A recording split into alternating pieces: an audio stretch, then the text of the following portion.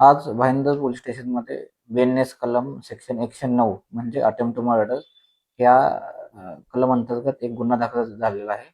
त्याच्यामध्ये सूरज यादव हा आरोपी असून त्यांनी त्याचे जे सासरे आहेत करुण प्रकाश यादव राहणार गणेश देवल नगर यांच्यावरती चाकूने हल्ला केला होता.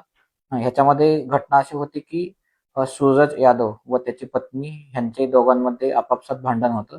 भांडण असल्यामुळे त्याची जी पत्नी आहे ती 3 वर्षापासून UP मध्ये त्यांच्या मूळ गावी राहत होती आणि त्यांच्या पत्नीने सूरज यादव याच्यावरती डोमेस्टिक व्हायलन्स अंतर्गत गुन्हाही दाखल केला होता आणि सूरज यादव हा त्या महिलेला आर्थिक मदत करत नसल्यामुळे त्यांनी तिकडे UP मध्ये जौनपूर कोर्टामध्येही मेंटेनन्स भेटण्यासाठी त्यांनी अप्लाय केलं होतं आणि त्या जौनपूर कोर्टाची नोटीस ह्या आरोपीला आल्यामुळे आरोपींनी त्याचे जे सासरे करुण प्रकाश यादव यांच्याशी बातचीत केली आणि त्या बातचीतीचं रूपांतर भांडणामध्ये झालं आणि भांडण झाल्यानंतर सूरज यादव ह्या आरोपींनी करुण प्रकाश यादव यांना डोक्यावरती आणि मनगटावरती चाकूने हल्ला केलेला आहे.